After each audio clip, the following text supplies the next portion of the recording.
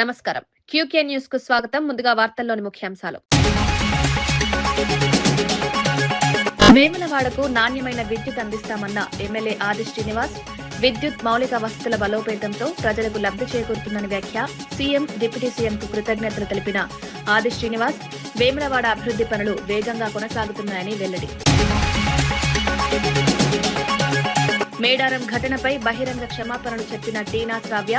సాంప్రదాయాలను కించపరిచే ఉద్దేశం లేదన్న టీనా. మనోభావాలు దెబ్బతింటే క్షమించాలన్న నటి అభ్యర్థన. తులాభారం ఘటనపై స్పందించిన టీనా శ్రావ్య వీడియో.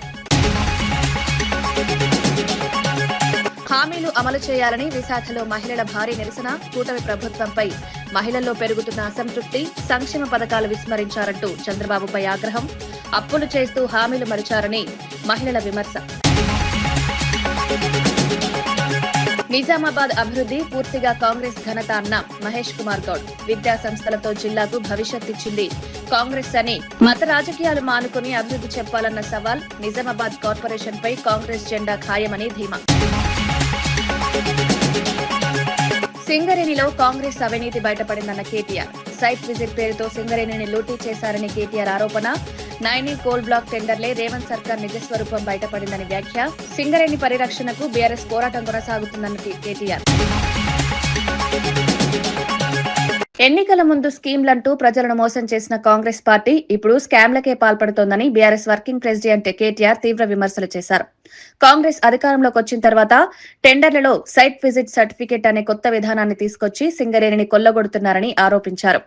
నైనీ కోల్ బ్లాక్ టెండర్లో మంత్రుల మధ్య వాటాల కొట్లాటలతోనే రేవంత్ సర్కార్ అవినీతి బయటపడిందన్నారు. కాంగ్రెస్ నేతలే తమ అవినీతిని తామే బయటపెట్టుకున్న పరిస్థితి ఉందన్నారు. సింగరేణి సంస్థను కాపాడేందుకు బీఆర్ఎస్ నిరంతరం పోరాడుతుందని స్పష్టం చేశారు. ప్రజల నమ్మకాన్ని కాంగ్రెస్ ప్రభుత్వం కోల్పోయిందని వ్యాఖ్యానించారు. నిన్న బయటపడ్డారు. ఎట్లా బయటపడ్డారు? ఏమైందట అంటే అక్కడెక్కడో ఒరిస్సాలో ఏదో బ్లాక్ ఉందట, కోల్ బ్లాక్. ఆ బ్లాక్ నైని అట. ఆ నైని బ్లాక్ కోసం ముఖ్యమంత్రి, ఉప ముఖ్యమంత్రి ఇద్దరు మంచిగా కేకును కోసుకున్నారట. కోసుకుంటే ఇంకో మూడో మంత్రి, ఆయన పేరైంది వెంకటరెడ్డి. వెంకటరెడ్డి వచ్చి అగో మీ ఇద్దరే తింటారా కేకు, నాకు కూడా ఒక ముఖ్యరా అని వెంకటరెడ్డి అడిగినాడు. వెంకటరెడ్డి అడిగితే అగో నువ్వెట్లా అడుగుతావా నువ్వు అని చెప్పి ఆయన మీద ఉప ముఖ్యమంత్రి గారికి దగ్గరగా ఉండే ఛానల్లో ఒక స్టోరీ వేసిరు. ఈయన లంగ పనులు చేస్తుండు, దొంగ పనులు చేస్తుండే, ఏదో పనులు చేస్తుండని స్టోరీ వేసిరు. వేసేవరకు ఈయన తెల్లారి ప్రెస్ మీట్ పెట్టి కన్నీరు గార్చి ఓహో ఆహా ఆహా ఓహో నేడిసి ఈయన కూడా రజనీకాంత్ లెవెల్లో యాక్టింగ్ చేసి నన్ను కావాలంటే ఇసమిచ్చి చంపుర్రి కానీ ఇట్లా చేయకుండ్రి, నేను చాలా మంచోన్ని అని ఈయన యాక్టింగ్ చేసిండు. చేసే వరకు ముఖ్యమంత్రి ఏం చూసిండు, ఓ ఒక్క దెబ్బకు 2 పిట్టెలు దొరికేటట్టున్నాయి ఇలా అని చెప్పి ఇంకొక పేపర్ ఆయనకు చెప్పి వీళ్ళిద్దరి మీద రాపిచ్చిండు. రాపిచ్చే వరకు ఉప ముఖ్యమంత్రికి మండింది. అగో ఇట్లా చేస్తారు, నన్ను ఇంత మాట అంటావా, నన్ను నేను దోపిడీ చేస్తా అంటున్నావా, నువ్వు దోసుకుంటుందంతా నువ్వు, నీ కుటుంబం, నీ అన్నదమ్ములు, మమ్మల్ని అంటావా అని చెప్పి ఆయన ఉప ముఖ్యమంత్రి తెల్లారి రద్దు చేసి పారేసి. రద్దు చేసినాక ఏమైంది, మన నాయకుడు హరీష్ రావు గారు ఆయన ప్రెస్ మీట్ పెట్టిండు. అరే ఇది ఒకటే ఎట్లా రద్దు చేస్తావురా భయ్, మరి అన్ని ఇవన్నీ ఉన్నాయి, ఇవన్నీ కూడా రద్దు చేయని పెట్టిండు సింగరేణిలో. ఇప్పుడు ఇక కుడితిలో వాడు ఎలక లెక్క కొట్టుకుంటారు ఎక్కడోడు అక్కడ. ఒకటి స్విట్జర్లాండ్ వీకిండు, ఇంకోటి అటేటో వేయండు, ఇంకోటి ఇటేటో వేయండు. కానీ ఎవ్వడు తేలుగుట్టిన దొంగలేలు ఒక్కడు మాట్లాడతలేడు నిన్నటి నుంచి. ఏంద్రాబాయ్ అంటే ఇక డైవర్షన్ గేమ్ ఆడాలి. అక్కడ అట్లా మాట్లాడగానే దొరికిరుగా దొంగలు, ఇక వెంటనే నోటీస్, నడు హరీష్ రావు నువ్వు పోలీసుల ముంగట కూర్చో. దేనికి రాబాయ్ కూర్చున్నాడు అంటే 2 ఏళ్ళకి అదే కార్తీక దీపం సీరియల్ ఉంటుంది, దాని లెక్క నడుతుంది కథ. అది ఒడవది తెగది, రోజు ఒకటే కథ ధారావాహిక. ఫోన్ ట్యాపింగు, ఏం ట్యాపింగు, ఎవంది ట్యాపింగు, ఎక్కడ ట్యాపింగ్. మేడారం జాతరలో తన పెంపుడు కుక్కకు తులాభారం వేసిన ఘటనపై టాలీవుడ్ నటి టీనా శ్రావ్య బహిరంగ క్షమాపణలు చెప్పారు. తన పెంపుడు కుక్క అనారోగ్యం నుంచి కోలుకోవాలని మొక్కుకున్నానని, ఆ భక్తితోనే తులాభారం చేశానని వీడియో ద్వారా వివరించారు. గిరిజన సాంప్రదాయాలను కించపరిచే ఉద్దేశం తనకు ఏమాత్రం లేదని స్పష్టం చేశారు. ఈ ఘటన వల్ల ఎవరి మనోభావాలైన దెబ్బతింటే క్షమించాలని ఆమె కోరారు. ఈ ఘటనపై పెద్ద ఎత్తున విమర్శలు రావడంతో స్పందించిన టీనా శ్రావ్య క్షమాపణలు చెప్పడం చర్చనీయాంశమైంది. భక్తుల భావోద్వేగాలను గౌరవించాల్సిన అవసరం ఉందని పలువురు అభిప్రాయపడుతున్నారు. అందరికీ నమస్కారం. నేను ఈ వీడియో క్లారిటీ ఇవ్వడానికి అండ్ క్షమాపణ తెలపడానికి చేస్తున్నాను. నేను పోస్ట్ చేసిన వీడియో వైరల్ అయ్యాక తెలిసింది అది కరెక్ట్ కాదు అని. యాక్చువల్లీ మా డాగ్కి 12 years అండి. దానికి ట్యూమర్ సర్జరీ అయింది. అది రికవరీ అవ్వాలని నేను నా అమ్మని మొక్కుకున్నాను. సో అది రికవరీ అయింది, నడుస్తుంది. సో ఆ మొక్కు చెల్లించాలని మా డాగ్ని బంగారం తూకం వేయడం జరిగింది. సో అది నేను ప్రేమతో భక్తితో మాత్రమే చేశాను. నేను ఏం ఉద్దేశించి ఎవరిని కించపరచాలని చేయలేదు. మన మేడారం జాతర సాంప్రదాయం ప్రకారం, గిరిజనుల ఆచారాల ప్రకారం అది తప్పు అని నేను ఇప్పుడే తెలుసుకున్నాను. సో నేను చేసిన ఈ పొరపాటు వల్ల ఎవరైనా హర్ట్ అయి ఉంటే సారీ. అండ్ ఇలాంటి పొరపాట్లు మళ్ళీ జరగవు, అలాంటి తప్పు మళ్ళీ చేయను. నేను మన సాంప్రదాయాన్ని ఎప్పుడు గౌరవిస్తూనే ఉంటాను. ఈ విషయాన్ని ఇక్కడితో ముగించాలని మిమ్మల్ని అందరినీ సిన్సియర్గా కోరుతున్నాను. ఎన్నికల సమయంలో ఇచ్చిన హామీలను అమలు చేయాలంటూ విశాఖపట్నంలో మహిళలు భారీ నిరసనకు దిగారు. చంద్రబాబు నాయకత్వంలోని కూటమి ప్రభుత్వం హామీలను విస్మరించిందని మహిళలు ఆగ్రహం వ్యక్తం చేశారు. ఒకవైపు లక్షల కోట్ల అప్పులు చేస్తూ మరోవైపు ఖజానా ఖాళీ అంటూ తప్పించుకుంటున్నారని విమర్శించారు. మహిళా సంక్షేమ పథకాలు అమలు చేయడంలో ప్రభుత్వం పూర్తిగా విఫలమైందని ఆరోపించారు.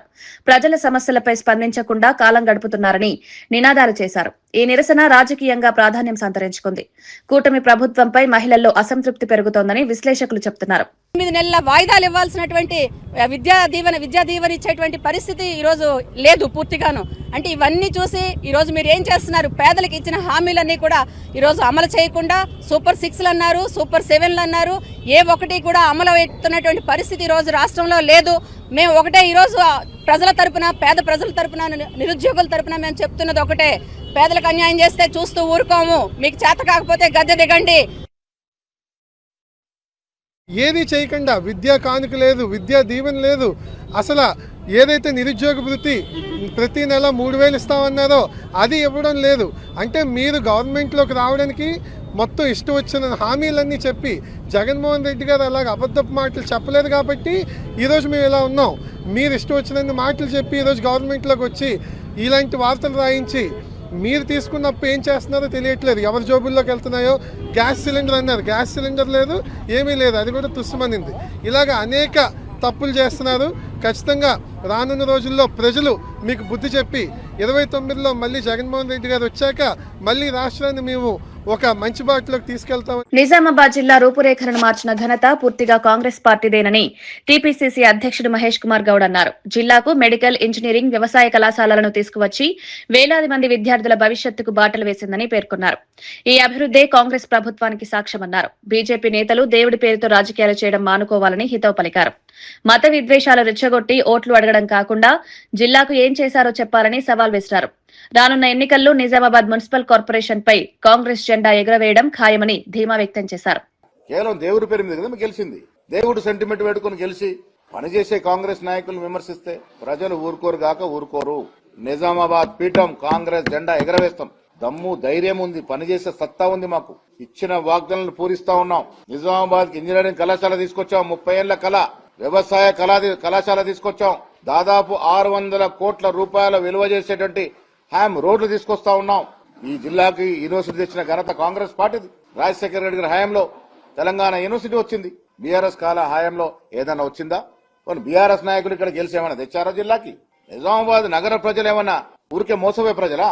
విజ్ఞులు ఆలోచిస్తారు. ఎవరు జిల్లాకి పనిచేస్తున్నారు, ఎవరు సేవ చేస్తా ఉన్నారు అన్ని గ్రహిస్తా ఉన్నారు. ఏం తెచ్చారు మీరు? నిజామాబాద్ జిల్లాకి మెడికల్ కళాశాల తీసుకొచ్చిన ఘనత కాంగ్రెస్ పార్టీది. రాజశేఖర రెడ్డి గారు, రోషా గారు, కిరణ్ కుమార్ రెడ్డి గారు ముఖ్యమంత్రి ఉన్నప్పుడు మెడికల్ కళాశాల వచ్చింది.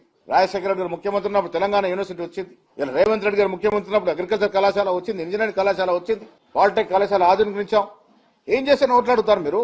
అరే ఇలా బీదవారికి పనిచేస్తుంది కాంగ్రెస్. నాణ్యమైన విద్యుత్ సరఫరా కోసం ప్రభుత్వం అనేక చర్యలు చేపడుతోందని వేములవాడ ఎమ్మెల్యే విప్ ఆది శ్రీనివాస్ తెలిపారు. వేములవాడ నియోజకవర్గ అభివృద్ధికి సహకరిస్తున్న ముఖ్యమంత్రి రేవంత్ రెడ్డి, ఉప ముఖ్యమంత్రి భట్టి విక్రమార్క, ఇన్ఛార్జ్ మంత్రి తుమ్మల నాగేశ్వరరావు, మంత్రి అడ్లూరి లక్ష్మణ్ కు కృతజ్ఞతలు తెలిపారు. విద్యుత్ మౌలిక వసతుల బలోపేతంతో రైతులు, ప్రజలకు లబ్ధి చేకూరుతుందన్నారు. నియోజకవర్గంలో అభివృద్ధి పనులు వేగంగా కొనసాగుతున్నాయని పేర్కొన్నారు. తెలియజేస్తూ నాణ్యమైన కరెంటు అందివ్వడానికి, లో వోల్టేజ్ సమస్యలు తీర్చడానికి చేపట్టే కార్యక్రమంలో భాగంగా అదేవిధంగా వేములవాడ నియోజకవర్గంలో ఈ 3 మండలాలు కలుపుకుంటే 12 ప్రాంతాల్లో కూడా సబ్ స్టేషన్లు వారు అడగగానే లో వోల్టేజ్ సమస్య ఉందంటే ఇవ్వడం జరిగింది.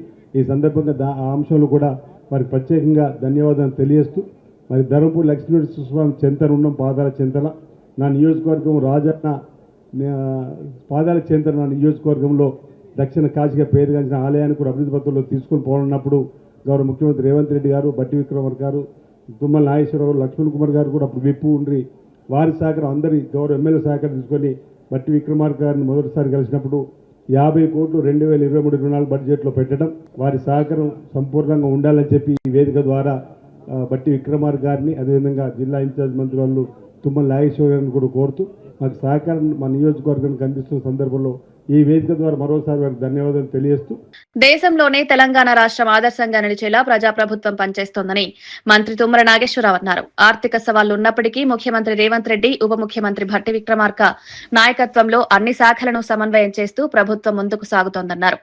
వ్యవసాయం, మార్కెటింగ్, సహకార రంగాలు, చేనేత, టెక్స్టైల్స్ విభాగాల్లో సంస్కరణలు అమలు చేస్తున్నామన్నారు. ప్రజల అవసరాలకు అనుగుణంగా విధానాలు రూపొందిస్తున్నామని పేర్కొన్నారు. సంక్షేమం, అభివృద్ధి రెండింటినీ సమపాలలో అమలు చేయడమే ప్రభుత్వ లక్ష్యమన్నారు.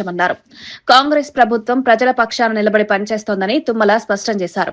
ఈ వ్యాఖ్యలు రాజకీయంగా ప్రాధాన్యం సంతరించుకున్నాయి. వీళ్ళు 2 లక్షల రుణమాఫీ అన్నారు, యాడున్నాయి, మనమంతా సున్నా చేసి పెట్టాం కదా, ఇవ్వలేరులే, దాని గురించి మనం దెబ్బలాడదాం అనుకున్నారు. పాపం ఆయన ఎక్కడ తెచ్చిండో ఎట్లా తెచ్చిండో భగవంతుడికి తెలియాలి. 2 లక్షలు అంటే 2 లక్షలు. బ్యాంకుల్లో పంట రుణాలు తీసుకున్నటువంటి ప్రతి రైతుకి రుణమాఫీ చేసినటువంటి ఘనత భారతదేశంలో రేవంత్ రెడ్డి గారి ప్రభుత్వం అని చెప్పి కూడా మీకు ఈ సందర్భంగా మనం చేస్తున్నాం. 70 లక్షల మంది రైతులకు ఇచ్చినటువంటి ఏకైక ప్రభుత్వం భట్టి గారు, రేవంత్ రెడ్డి గారి ఆధ్వర్యంలో జరిగిందని చెప్పి మీకు ఈ సందర్భంగా మనం చేస్తున్నాం. ఇంకా ధాన్యం కొనుగోలు మీరు చూస్తున్నారు. మీరు ఎన్ని లక్షల టన్నులు ధాన్యం పండించినా కొనగల శక్తి తెలంగాణ రాష్ట్రానికే ఉంది.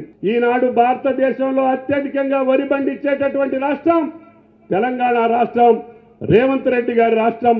ఎన్ని వందల వేల కోట్ల రూపాయలైనా సరే వెనకాడకుండా ఈ ప్రభుత్వం భట్టి గారి యొక్క సహకారం. పిన్నెలిలో హత్యకు గురైన సాల్మాన్ కుటుంబ సభ్యులు మాజీ సీఎం వైఎస్ జగన్మోహన్ రెడ్డిని కలిశారు. వారి కుటుంబానికి అన్ని విధాలుగా అండగా ఉంటారని జగన్ హామీ ఇచ్చారు.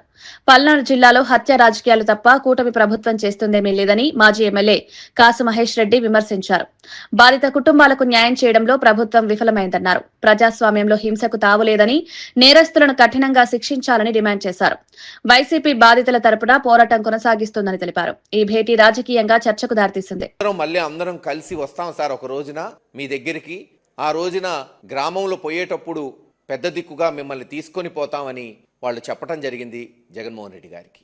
అందుకే రేపు ఆదివారం సాల్మన్ గారి దినం ఎమ్మెల్యేలు, ఎక్స్ఎమ్మెల్యేలు, ఎమ్మెల్సీలు వచ్చి ఘనంగా నివాళులు అర్పించబోతున్నారు. ఇందాక నేను చెప్పినట్టు అనేక దాడులు, ఈ రోజు ఇప్పుడు నేను మీతో మాట్లాడుతున్నప్పుడు కూడా రామాపురం ఎంపీటీసీ వెంకటరెడ్డిని దారుణంగా చంపబోయారు. హాస్పిటల్లో అడ్మిట్ అయ్యాడు. ఇప్పుడు అక్కడికే నేరుగా పోతున్నాం. ఇలా రోజుకొక దాడి మీరు చూస్తున్నారు. పాపం వడేరాజుల బిడ్డ నాగరాజు నా ముందే ఉన్నాడు. చూడండి అసలు ఆ కాలు ఎలా చేశారు. జీవితం నాశనం చేశారు. ఇంతకు తెప్పితే అక్కడ ఉన్న ఎమ్మెల్యే ఎరపతినేని శ్రీనివాసరావు గారు చేస్తుంది ఏమైనా ఉందా? ఒక్కటన్నా మేము 25 కోట్లు విలువ చేసే స్థలంలో మున్సిపల్ ఆఫీసు కడితే దాన్ని మళ్ళీ ప్రారంభించడం తప్పితే ఫౌంటైన్ పెట్టి, మేమేమో బిల్డింగ్లు కట్టి ప్రారంభిస్తే వాళ్ళు ఒక ఫౌంటైన్ పెట్టి మంత్రిని తెచ్చి ప్రారంభిస్తున్నారు. ఇది వాళ్ళు చేసేది. మేము తీసుకొచ్చిన జానపాడు బ్రిడ్జిని మళ్ళీ పునాది రాయేయటం, అంతకుమించి ఏమీ లేవు. విచిత్రం ఏంటంటే వైఎస్ఆర్సీపీ నాయకులు ఒక 300-400 కుటుంబాలు బయట ఉంటే చాలా మంది ఆ గ్రామంలో ఉన్న ప్రజలు, చివరికి కొంతమంది తెలుగుదేశం సామాన్యులు కూడా ఊరు బయట వెళ్ళిపోయారు. ఎందుకంటే పని లేదు, పొలాలు అయినాయట్లా. వ్యాపారస్తులు కూడా గ్రామం వదిలిపెట్టి వెళ్ళిపోతున్నారు. వాళ్ళోళ్ళు కూడా చిన్నప్పుడు వినేవాళ్ళం, పాము తన గుడ్లను తానే తినిద్దంట. అట్టుంది తెలుగుదేశం వాళ్ళు చేసేది.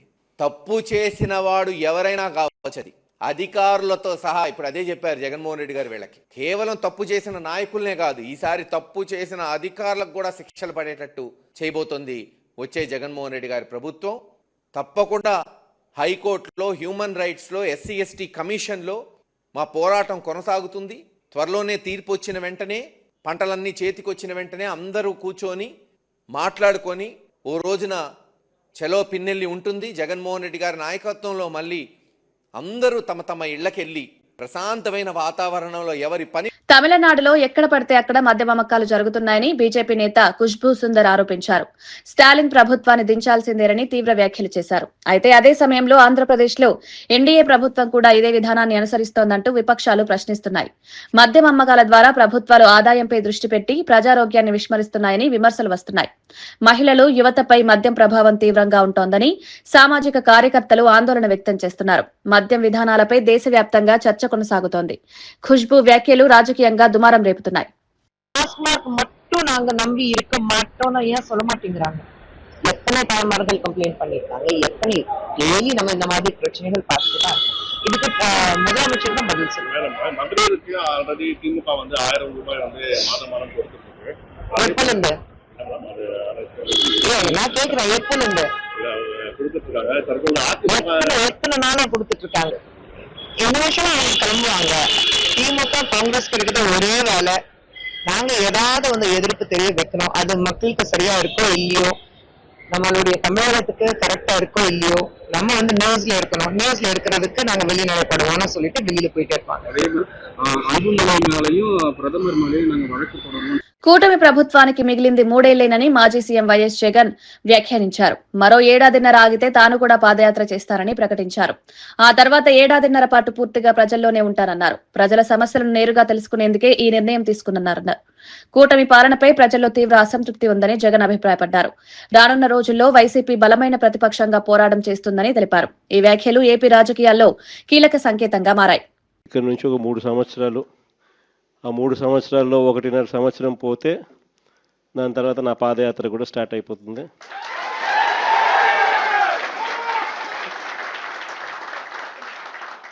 దాని తర్వాత మరో 1.5 సంవత్సరం నేను కూడా ప్రజలతోనే రోడ్ల మీదే ప్రజల్లోనే మమేకమవుతూ ఆ ప్రయాణం కొనసాగుతుంది. ఇది మరీ ముఖ్యంగా ఎందుకు చెప్పాల్సి వస్తూ ఉంది అంటే, ఈరోజు పరిపాలన చాలా అంటే చాలా అన్యాయంగా జరుగుతూ ఉంది. రెడ్ బుక్ రాజ్యాంగంతో ఎక్కడా కూడా ఎవరినైనా కూడా ఏమంటే అది నేను చేసేయచ్చు అని ఖండకావరంతో ఈరోజు పరిపాలన సాగిస్తూ ఉన్నారు. పాలనంతా కూడా అబద్ధాలు, మోసాలు. ఆ అబద్ధాలు ఆడుతున్నావయ్యా, మోసం ఎందుకు చేస్తున్నావయ్యా అని చెప్పి గట్టిగా నిలదీస్తే రివర్స్ ఉల్టా కేసులు పెడతా ఉన్నారు. పోలీసులను పంపిస్తూ ఉన్నారు. పోలీసు వ్యవస్థ ఎప్పుడు చూడని విధంగా దుర్వినియోగం అయిపోయిన పరిస్థితులు మొట్టమొదటిసారిగా సిట్ విచారణకు ముందు అందరూ ఒకే మాటపై కూడా బలుక్కున్నారని సామ రామ్మోహన్ రెడ్డి అన్నారు. కేసును సుప్రీంకోర్టు కొట్టివేసిందని ప్రజలను నమ్మించే ప్రయత్నం చేశారని ఆరోపించారు. సుప్రీంకోర్టు కొట్టివేసిన కేసు వేరు, హరీష్ రావును విచారణకు పిలిచిన కేసు వేరని స్పష్టం చేశారు. ఈ విషయాన్ని హైదరాబాద్ పోలీసులు విడుదల చేసిన ప్రెస్ నోట్లో కూడా పేర్కొన్నారని తెలిపారు. వాస్తవాలను వక్రీకరించి ప్రజలను తప్పుదోవ పట్టిస్తున్నారని విమర్శించారు. చట్టపరమైన అంశాలను ప్రజలు గమనించాలని సూచించారు. అదొక ఇండివిజువల్ చక్రధర్ గౌడ్ వేసినటువంటి ఇండివిజువల్ కేసు దాని మీద హైకోర్టు ఆ యొక్క ఎఫ్ఐఆర్ని క్వాష్ చేస్తే దాన్ని సుప్రీంకోర్టుకు పోతే అక్కడ మరి అది దాన్ని హైకోర్టు నిర్ణయాన్ని అప్పీల్ చేసినటువంటి దాన్ని దీనికి ఆపాదించి మాట్లాడుతుండు. సేమ్ కవిత ఎట్లయితే బయటకు వచ్చి పాప ఆమె యొక్క ఆవేదనని చెప్పుకుంటుందో ఈయన లోపలికి వచ్చి చెప్పుకుంటాడు. కాకపోతే లోపల చెప్పినటువంటి దానికి భిన్నంగా బయటకు వచ్చి డ్రామా చేసే అలవాటు ఉంది. కాబట్టి నేనే పోలీసు వాళ్ళని ప్రశ్నించిన, నేనే ఉల్టా సవాళ్ళు విసిరినా, నేను ఆ డీజీపీని రమ్మన్నా, పాత డీజీపీని రమ్మన్నా అని ఏదో కొత్త కహానీలు చెప్పనీకే కథలు అల్లేటటువంటి ప్రయత్నాలు చేసిండ్రు. అప్పటి నుంచి ఉంటున్నటువంటి నిబంధనలను ఈరోజు మేము పాటిస్తున్నప్పటికీ కొత్తగా తీసుకొస్తున్నామని చెప్పి అబద్ధాలు చెప్తూ మా మీద బురద చల్లేటటువంటి ప్రయత్నాలు చేస్తున్నాం. మీరు 3% తప్పుపట్టేటటువంటి కేసీఆర్, కేటీఆర్, హరీష్ రావు గారు మరి ఈ 36% మీరేమంటారు, 17% మీరేమంటారు, 8, 9 లెక్క పెట్టుకుంటూ పోతే సుమారు 20 టెండర్లు మరి ప్లస్లో ఉంటున్నటువంటి దానికి మీరు ఏం జవాబులు చెప్తారో చెప్పురి. దీని మీద మీరు వివరణ కాదు, అమరవీరుల స్తూపం కాడికి చర్చ కోసమన్నా మేము సిద్ధంగానే ఉన్నాం. కానీ ఈ దరిద్రపు రాజకీయాలు దయచేసి బంద్ చేయండి. తెలంగాణ ప్రజలకి నిజాలతోటి ప్రతిపక్షంలో ఉన్నప్పుడు కనీసం ఆ బాధ్యతతోటి వ్యవహరించురే తప్ప ఈ చిల్లర రాజకీయాలతోటి జస్ట్ మా మీద బురదయాలు కాబట్టి ప్రజలని పక్కదారి పట్టించేటటువంటి నీచపు రాజకీయాలకు మాత్రం మీరు ముందుకు సాగొద్దని చెప్పి ఒకసారి సవినయంగా విజ్ఞప్తి కూడా చేసుకుంటూ, మీకు చిత్తశుద్ధి ఉంటే విచారణ కోసం అడగండి, విచారణ జరిపిస్తాం. లేదు మా మీద నమ్మకం లేదు, ఇంకా చిత్తశుద్ధి గిట్ట మీకు ఉండుంటే పోయి నరేంద్ర మోడీ గారి ముంగట కిషన్ రెడ్డి గారి మీద చెప్పుర్రి, మొత్తం కోయిలరీస్ మీద చెప్పుర్రి, ఎంక్వైరీ జరిపించమని అడుగుండ్రి, మేము సిద్ధంగా ఉన్నాం. సింగరేణి వ్యవహారంపై రాష్ట్ర ప్రభుత్వం ముందుకొస్తే సీబీఐ దర్యాప్తు అంశం కేంద్రం పరిశీలిస్తుందని కేంద్ర మంత్రి జి కిషన్ రెడ్డి తెలిపారు. సింగరేణి టెండర్లలో జరుగుతున్న అవకతవకలపై స్పష్టత రావాల్సిన అవసరం ఉందన్నారు. అవినీతిపై ఆరోపణలు వస్తున్నప్పుడు నిష్పక్షపాత విచారణ జరగడం ప్రజాస్వామ్యానికి అవసరమని వ్యాఖ్యానించారు. రాష్ట్ర ప్రభుత్వం కోరితే కేంద్ర సంస్థల ద్వారా దర్యాప్తుకు ఎలాంటి అభ్యంతరం లేదన్నారు. సింగరేణి తెలంగాణకు కీలకమైన సంస్థ అని, దాని పరిరక్షణ అందరి బాధ్యత అని స్పష్టం చేశారు. ఈ వ్యాఖ్యలు రాష్ట్ర రాజకీయాల్లో చర్చకు దారితీశాయి. సింగరేణి అంశం మరింత వేడెక్కే అవకాశాలు కనిపిస్తున్నాయి. సింగరేణిని విధ్వంసం చేస్తా ఉన్నాయి. ఎంతసేపు తమ అవినీతి అక్రమాలకు సింగరేణి ఒక బంగారు బాతుగా వాడుకుంటూ మరి సింగరేణి కార్మికుల రక్తాన్ని, సింగరేణి కార్మికుల చెమటను దోచుకుంటున్న విషయాన్ని కూడా ఈ సందర్భంగా మనయేస్తా ఉన్నాను. దానికి ట్రాన్స్పోర్ట్ ఉందా, క్లియరెన్సెస్ ఉన్నాయా, కనెక్టివిటీ ఉందా తెలియకుండా మరి టెండర్లో పాల్గొంటే టెండర్ల ప్రక్రియ పూర్తయిన తర్వాత అటు ప్రభుత్వానికి గాని ఇటు కంపెనీలకు గాని ఇబ్బందులు వస్తాయి. దాని కారణంగా కోల్ ప్రొడక్షన్ లేట్ అవుతుందన్నటువంటి దృక్పథంతో కేంద్ర ప్రభుత్వము సైట్ విజిట్ చేసి సెల్ఫ్ డిక్లరేషన్ చేయాలని నిబంధన పెట్టాం. దానికి సెల్ఫ్ డిక్లరేషన్ బదులు సింగరేణి ఈరోజు సర్టిఫికెట్ ఇస్తుంది అనేటువంటి నిబంధన పెట్టి వాళ్ళకు నచ్చిన వాళ్ళకే విజిట్ సర్టిఫికెట్ ఇచ్చినట్టు మిగతా వాళ్ళకి ఇవ్వకుండా ఉండేటట్టు ఇందులో అనేక రకాల ఆరోపణలు ఈరోజు పత్రికల్లో ప్రచార సాధనాల్లో వస్తూ ఉన్నాయి. సిబిఐ దర్యాప్తు చేయడానికి రాష్ట్ర ప్రభుత్వం ముందుకు వస్తే, రాష్ట్ర ప్రభుత్వం ప్రతిపాదిస్తే తప్పకుండా ఈ విషయంలో కేంద్రం పరిశీలిస్తుందనే విషయాన్ని ఈ సందర్భంగా మనవిస్తున్నాం. ఒక్క నైని కోల్ బ్లాక్ కాదు, యావత్తు సింగరేణిలో జరుగుతున్నటువంటి అక్రమాల మీద చర్చ జరగాల్సిన అవసరం.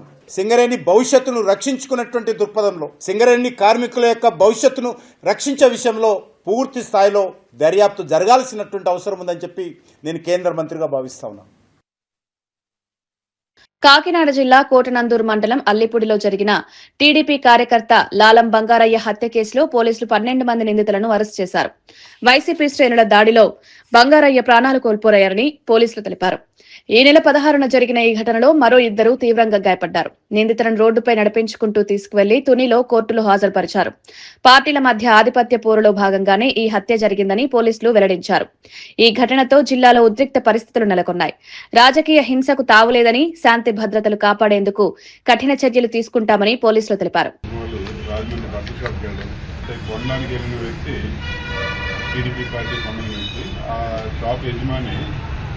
ఈయన అల్లిపూడి నుంచి వచ్చాడని చెప్పేసి గ్రామంలో ఒక వ్యక్తికి, అల్లిపూడి సంబంధించిన వ్యక్తి మీ ఊరి నుంచి బట్టకొండ నుంచి వచ్చాడు చెప్పడం చెప్తే, ఇటు నుంచి ఎవరైతే అల్లిపూడి నుంచి మాట్లాడి వస్తున్నాడో ఆయన మనందరూ కూడా వైఎస్ఆర్సీపీ సంబంధించిన వాళ్ళు తెలుగుదేశం వాళ్ళకేం మనం తీసుకోవడం ఇవ్వక్కర్లేదు, వాళ్ళు మనవాళ్ళు కాదని చెప్పి చెప్పడం అది ఒక కారణం.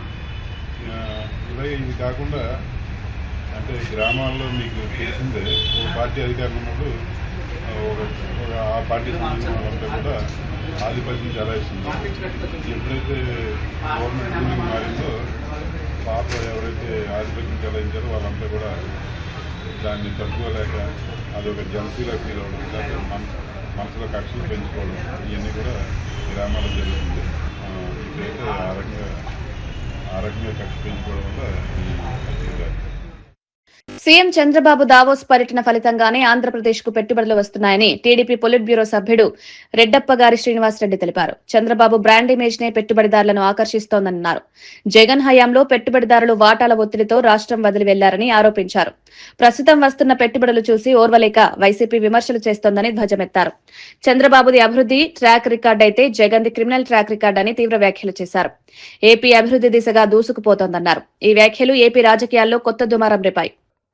భూ ఆక్రమణలు, పెట్టుబడిదారులందరినీ బెదిరించి రియల్ ఎస్టేట్ వ్యాపారులందరినీ దళారులుగా మార్చి అక్కడున్న గతంలో 2019-24 మధ్య ఎన్నికైన ప్రజాప్రతినిధులు అందరూ, ఎమ్మెల్యేలు, ఎంపీలందరూ కూడా భూ కబ్జాలు చేసి ప్రజలను భయభ్రాంతులు గురి చేసి విశాఖపట్నాన్ని నాశనం చేసిన మీరు ఈరోజు విశాఖపట్నంలో జరుగుతున్న అభివృద్ధి చూసి ఓర్చలేక చంద్రబాబు నాయుడు గారి మీద, లోకేష్ గారి మీద వ్యాఖ్యలు చేస్తారు.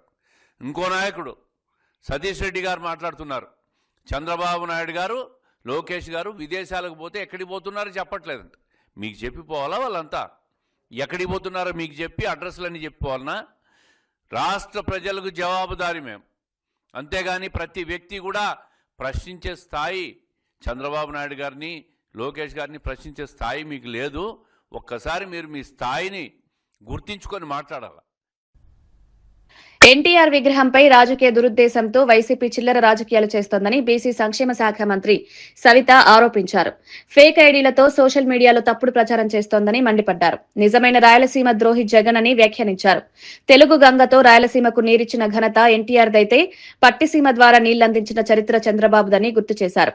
గురు శిష్యులైన కేసీఆర్, జగన్ పాలనలోనే రాయలసీమకు తీరని నష్టం జరిగిందని విమర్శించారు.